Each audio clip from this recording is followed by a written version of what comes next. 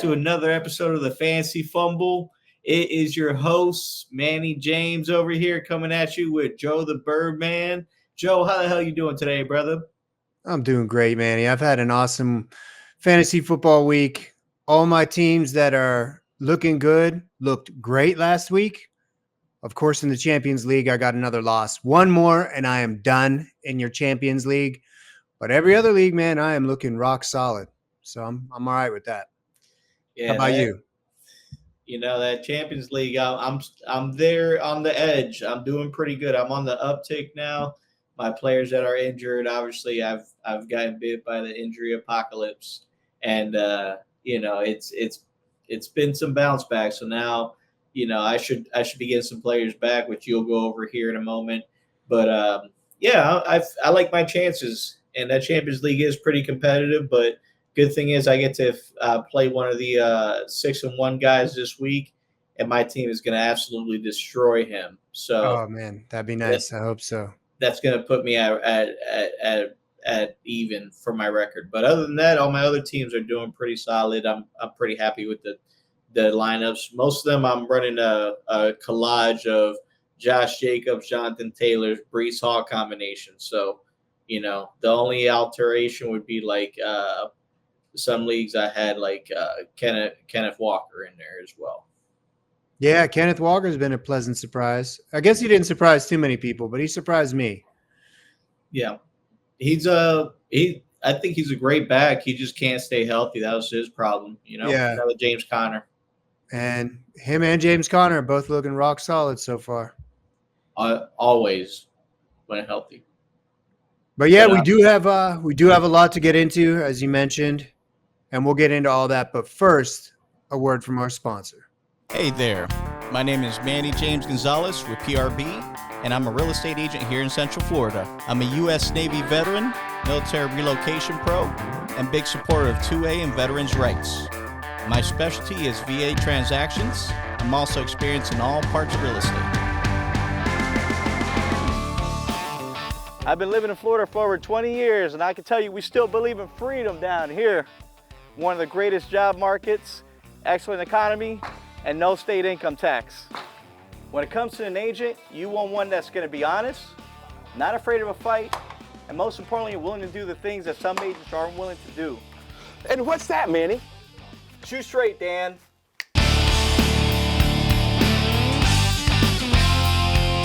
If you're ever considering buying in Central Florida, you need somebody you can trust, and I got your six.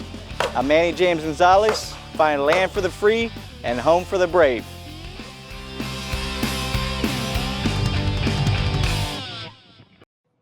Welcome back, ballers. We do have a lot to go over, so let's get into our news and notes.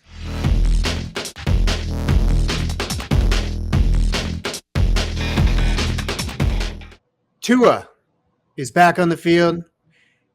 Who knows if we can expect much from him this week? I wouldn't, personally. But Tyler Huntley's also a little banged up, so they might have to just stick him in there and start him this week.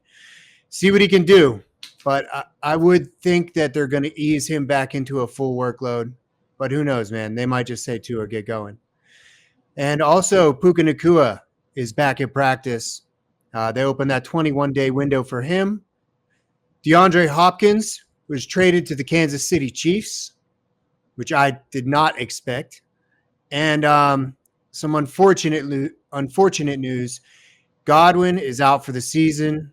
A gruesome injury last week, and he has been the best wide receiver in the NFL this year, so that was tough. And Evans is going to miss some time too. So that dominance that Baker Mayfield has had might slow down. In addition to Evans and Godwin, the injury apocalypse wrapped up quite a few other players this weekend.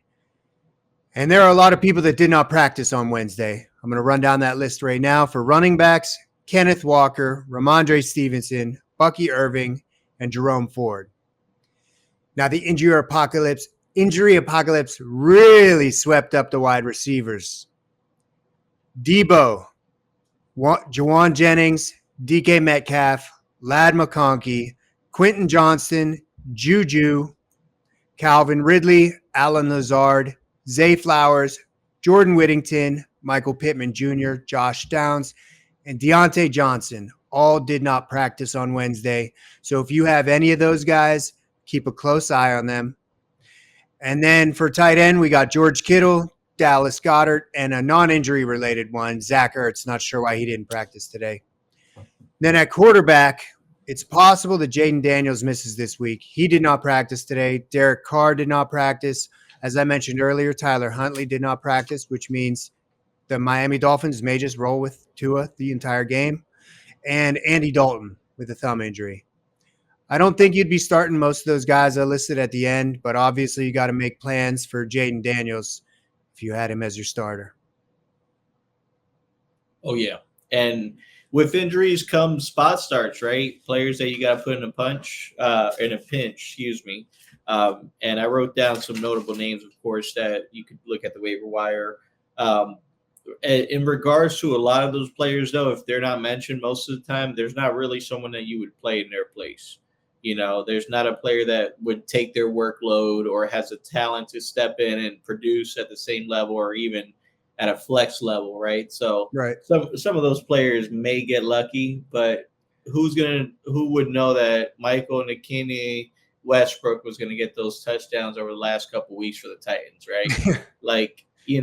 That's just what it is. So when it comes to spot starts, though, these are some good players I think you should have already scooped up if you're watching this. Jalen McMillan obviously should be the top waiver wire ad for the Buccaneers. Rookie out of Washington. He's looked great this year in limited snaps. And he's going to really take that Mike Evans role. And then Sterling Shepard is going to take the Godwin role. So that's what I figured, yeah. And if you looked at Sterling over his history, he's had a pretty solid career. And Jalen McMillan got eight targets last week after the two other guys went out. So yeah, and I think that's what you should focus on is like what that offense is going to look like now with them gone. Because even if Jalen takes over that that Mike Evans role, what happens is they're just going to put him in a Chris Godwin role when Evans comes back. So he's going to go from that. They're going to move Sterling Shepard back to the slot. So they're going to move that around. But one thing I can tell you with the Buccaneers, that is talent that has the availability to be able to stay, and produce at a high level. A lot of people have questions about Sterling Shepard's injury history and to stay healthy. But I could tell you that I, too, was one of those persons. But one thing that people need to realize, both the times he got hurt, his ACL and his Achilles were both at MetLife Stadium in his home field. He's going to stay healthy as long as he's not playing on the turf, hopefully, crossing your fingers. And you just need him for a few weeks. So pick him up, take a flyer on him, especially if you have injuries. He's a great start. Those guys are going to be good for the next few weeks, but don't bank on it being a long-term thing. That's all I can say. Yeah, and one thing I don't – the chances are he's not available, but he's allegedly still available. According to ESPN, he's still available in over 50% of leagues is Cade Otton. And I think he's going to be a monster, not just in the short term, but probably for the rest of the season because his production was going up a lot more from last year. And the last 4 weeks before his blow-up game, he looked great. And then he had that 100-yard game last week. And I think in the absence of Godwin and Evans, the workload is going to be split between McMillan and Cade Otton. Yeah. And you did a player profile on him as well, didn't you? Yeah. And the thing is, though, you're saying all the right things as far as the wide receiver core. You've got an established player in Sterling Shepard who has been good throughout his career. He's been solid. He's had some huge weeks. And I think between those two, they can keep the offense moving. I'm just saying you got to turn the volume down a little bit. With Baker, you're not going to be getting these games that are quite as big, but he still can be a solid quarterback. There's no doubt. Oh, yeah, definitely.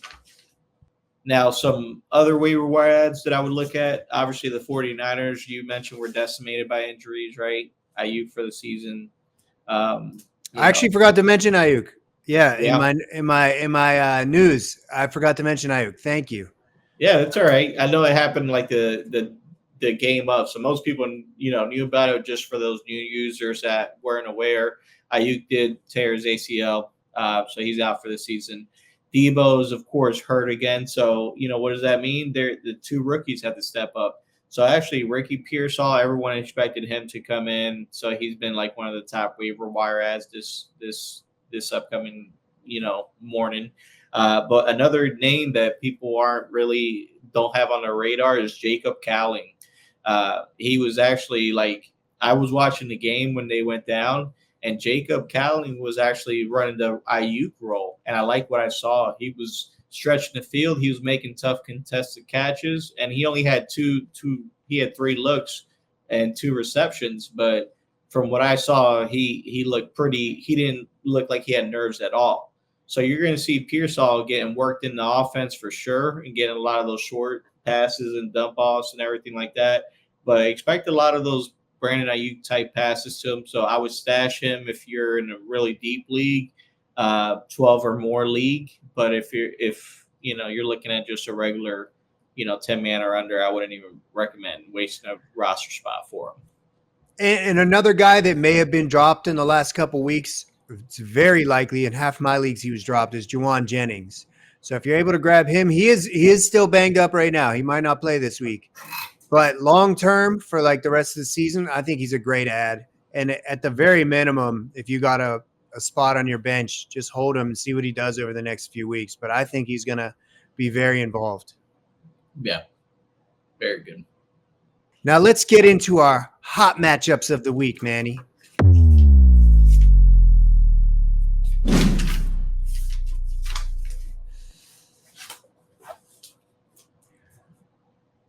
For my hot matchup, I am going with the Eagles, your Eagles, versus the Bengals. I think the formula is pretty simple on this one. Both teams have a high-powered offense and a suspect defense. The Bengals are slightly favored, which surprised me, and the over-under is 48 points. You got Hurts, A.J. Brown, Devontae Smith, Saquon Barkley all day, of course. Dallas Goedert is injured, and I have concerns about starting him even when he's healthy. On the other side of the field, Burrow, Jamar Chase, T. Higgins, Zach Moss, Chase Brown. I would start all of them too. I know you got to make a decision with Zach Moss sometimes if you've got another running back, maybe. But I still have confidence in Zach Moss and Chase Brown as far as a solid floor for both and a pretty good ceiling for Chase Brown. There are some linemen dealing with injuries, mostly on the Eagles, but that shouldn't have any impact on your fantasy lineup.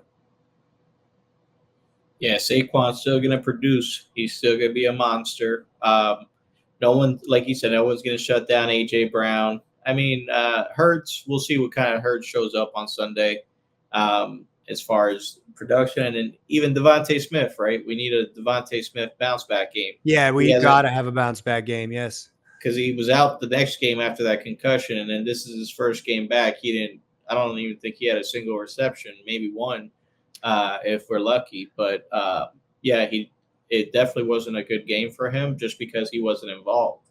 But as far as the Bengals side, a lot of talent. Jamar Chase is clicking on all cylinders, right? He's freaking doesn't matter single coverage, double coverage. He's just feeling it right now, and he's in a flow. So he's going to continue to do so, and that's going to open it up for T. Higgins, like you said.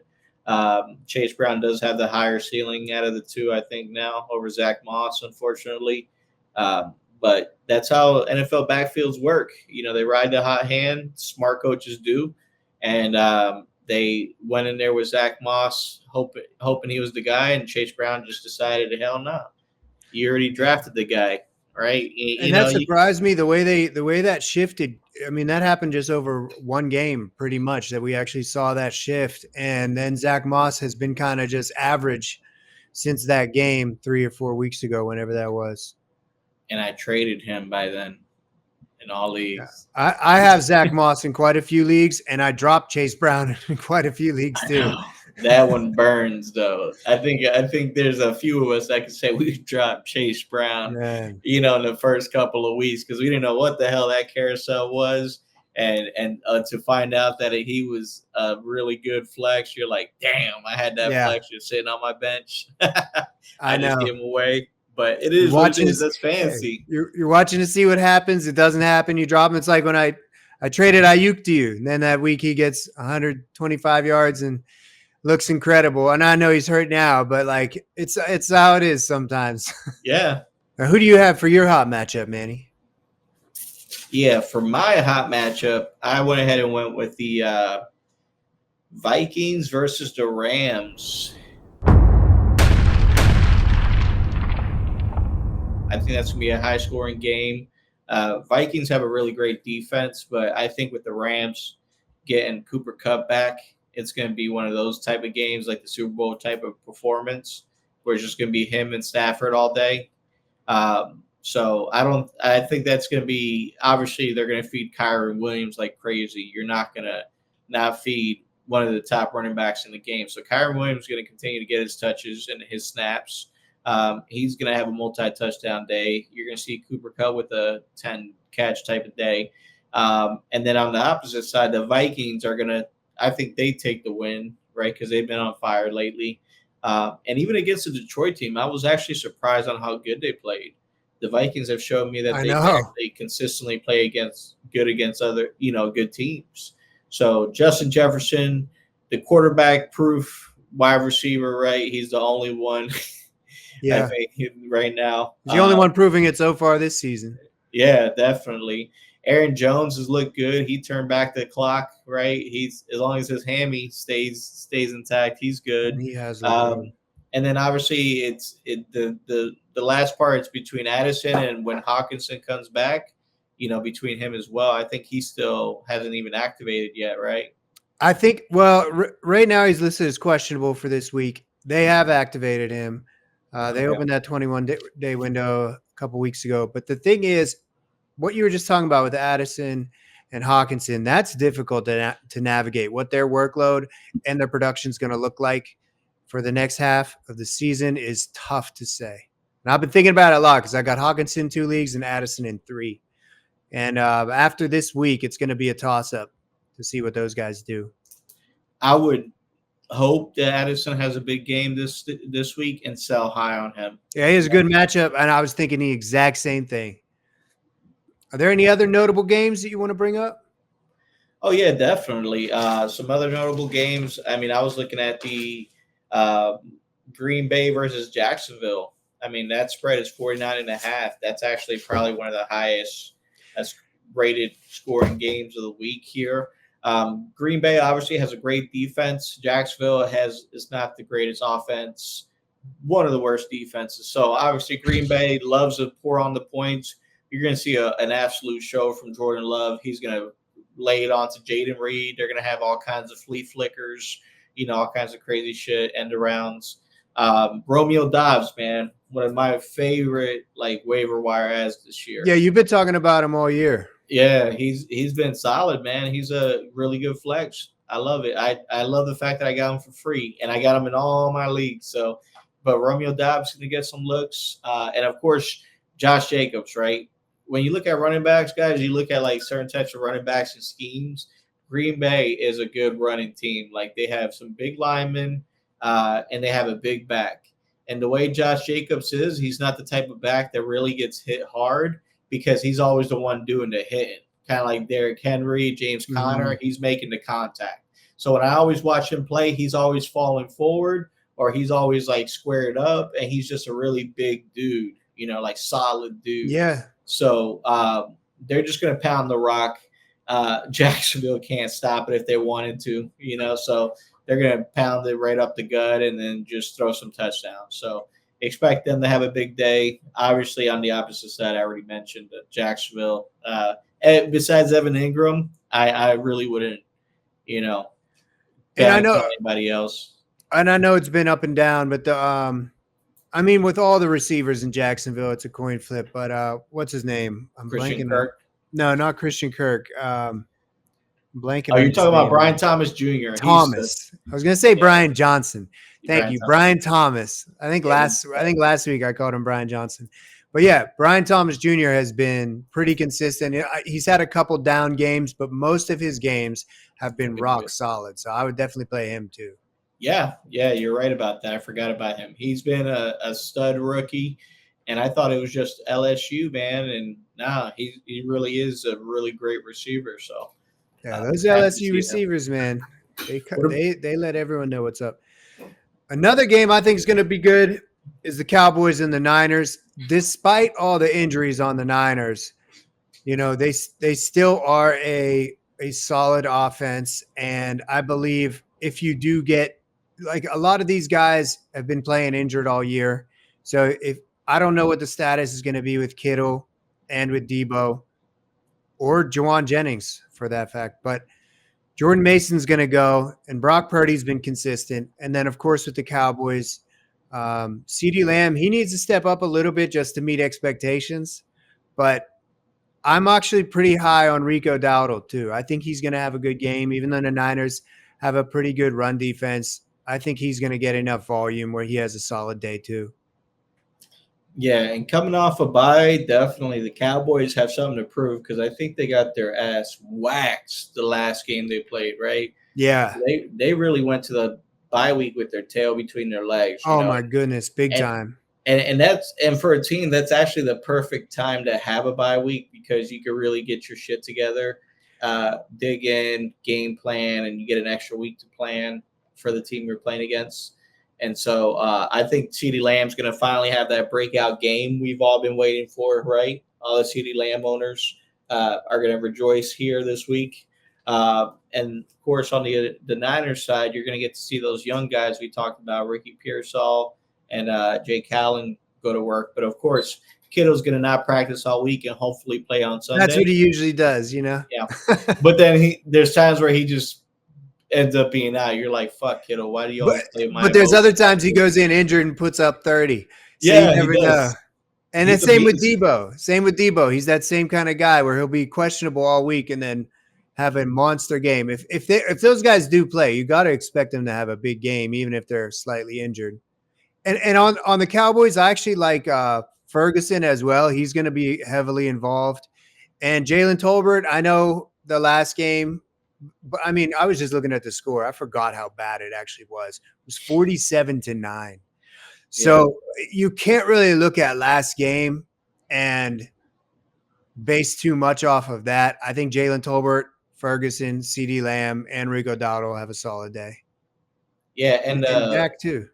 Definitely the kicker for the Cowboys. Aubrey. That's the best player on their team. Highest scoring player, 12 points a week. Dude's awesome. He's so consistent. Now let's get into some cold calls. My nipples are hard. Oh, hey, it's time for the cold call. Camera's back on.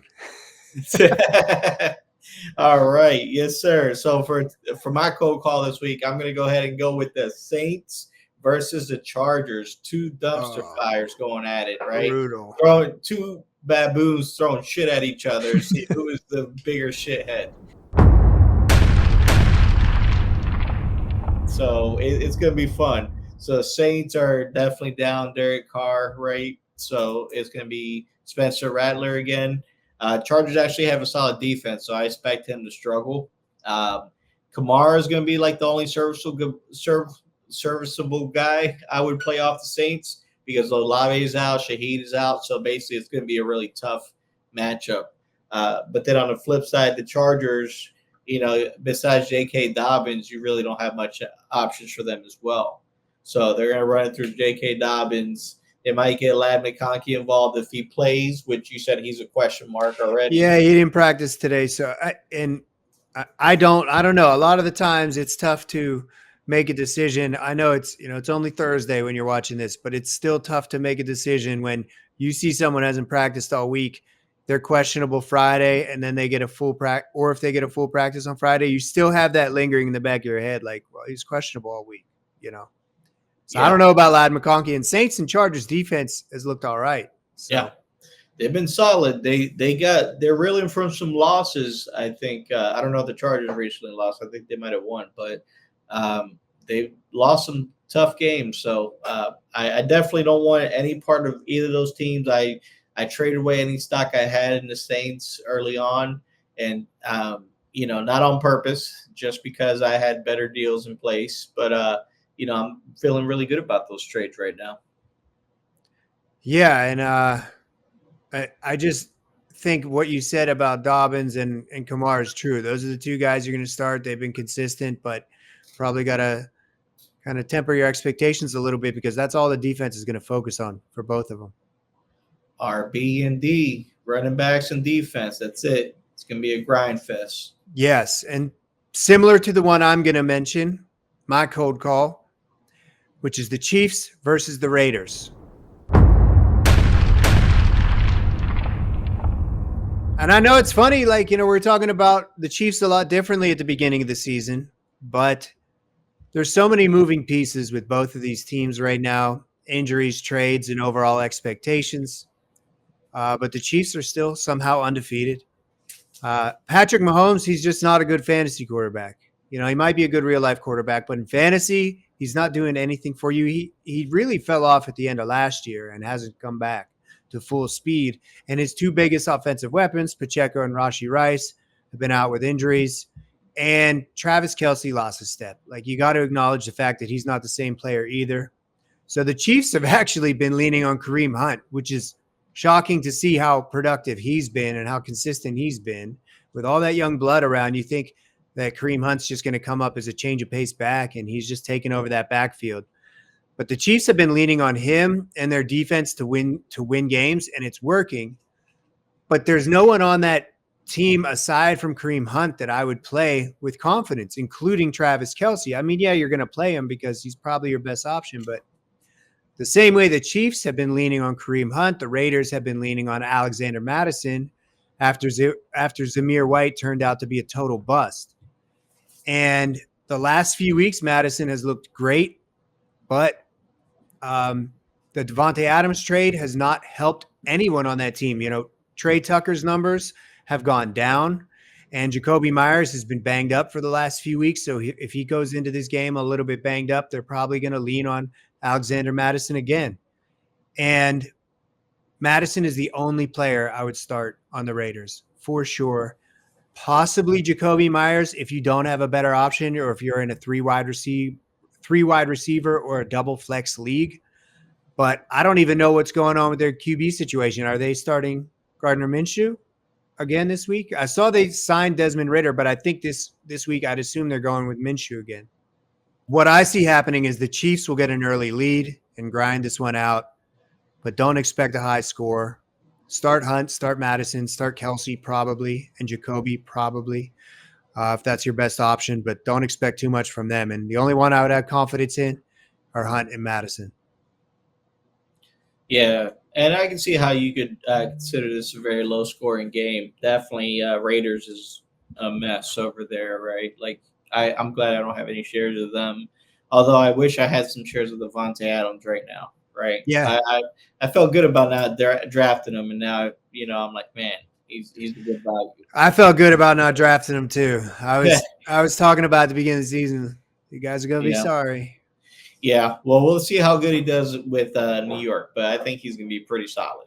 Yeah, and we did mention last week how you don't expect much. Remember, we said going into this is first week, don't expect too much on the Jets. And same thing with DeAndre Hopkins. He just got traded there today as well, so you shouldn't expect much, from him. He's looked kind of tired. He's looked a little bit beat. So I think for the, Chiefs versus Raiders, they might give them some looks, get them used to the offense.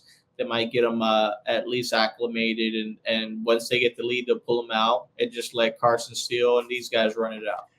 And I'm glad you mentioned that because I should have brought up DeAndre Hopkins. Yeah, they do have him on the team now. If he does play this week, don't expect much. He's going to get used to the new offense.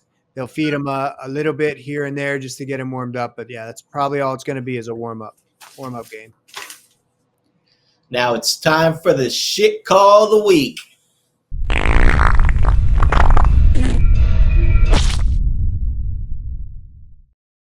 Now for my shit call, I want to talk about something I touched on a little bit earlier. It's picking a player that's got in, for example, my shit call is picking IU, right, to have a big blow-up game. I picked a guy that hasn't had a whole training camp, hasn't played, he's played some snaps, but he hasn't really gotten his chemistry back together with his quarterback yet. He was hanging with the wrong quarterback this offseason. I don't know if you saw him, but he was with Jaden Daniels every day when he was negotiating. Jaden Daniels was actually saying, "Hey, if you don't give him a contract, you need to trade him over to my team." Yeah. So there were That'd been some cool. problems. That would be amazing for him. But anyway, so my cold call or my shit call was just me making the call that I thought this guy was going to go out and ball out, which he got some really good looks that game. He just wasn't pulling them in. And he had like a couple like big 20-yard gains that he dropped. And then after that, he caught that last one. His drops were so bad. These first 6-8 weeks. My God. Yeah. And then he ended up catching the one that was with him in traffic getting pancaked by like 2 defenders. So that's where it just destroyed his knee. Yeah. But it sucks. So, it's kind of like we mentioned before. So certain players in skilled positions, you got to make sure they got their legs out under them, and you shouldn't invest too high in players that held out for a long time. So keep that in mind for any future fantasy football purposes, because there's not many players that can actually withstand the off season and still maintain the same regimen. Players like Derrick Henry, obviously, Jamar Chase, players like that, they still do it. So. Yeah, that's great advice, though, because we've seen the other side of it. Yeah, you mentioned Derrick Henry and Jamar Chase. There are certain guys that are physical freaks that can make that happen, but generally speaking, that is a good sign that they're going to have it at the very best case scenario, a slow start. Worst case scenario, they're injured and out for half the year. Now, for my shit call, I made a player profile discussing the potential upside of Juju Smith-Schuster. He had a huge week 5, and I figured he'd be ready to go in week 7 after the bye, but he's going to miss this week too. And he could still produce over the second half of the season, sure. But I dropped him in the leagues where I picked him up because he's been a wasted roster spot. He's not going to play this week, and the Chiefs just traded for DeAndre Hopkins. So I think I did mention that he might just fade away the rest of the season because he's had a history of big games here and there, and then disappearing for weeks at a time. So you always know that's baked into the cake when you get him on your team. But I expected Juju to be involved for the second half of the season. But with this trade for DeAndre and the fact that he's banged up, might want to fade on him. And I was really high on him just a week ago. Shit happens, brother. We were high on Carson Steele a few weeks ago, and then Kareem Hunt got signed overnight. Man, when you see Carson Steele get 17 touches in his debut, you think that number is going to at least stay the same, and then he fumbles the first play of the game. Hey, Sports Minds. Well, it's that time that we all hate. It's the end of the show. We really appreciate the love and support. Please make sure to like, follow, share with your friends, download the episodes. We appreciate your love. Joe, did you have anything else for them? I'll just keep commenting. Subscribe as always, and let us know if there's a profile you want to see, some questions you have. We'll do our best to give you some good advice. All right, folks. You guys take care. You have a great rest of your night. We'll see you next week. Same time, same place here at Sports Minds Fantasy Fumble, guys. Take care. All right. Peace.